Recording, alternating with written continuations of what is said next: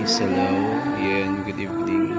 Ayan, yan na lang po yung mga natitira sa Passion ngayong 2020-2024. Ayan, SJCs na pinamumunuan po ng SJCSRM. Ayan po, Pasyong Mahal ni Jesus. Pabasa sa Pasyong Mahal ni Jesus.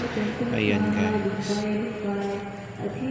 It's almost 11:09 po ng gabi at malapit na rin po kaming matapos, no?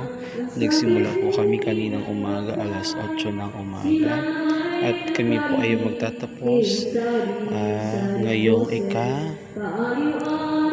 alas 12 ng madaling araw. Ayan guys.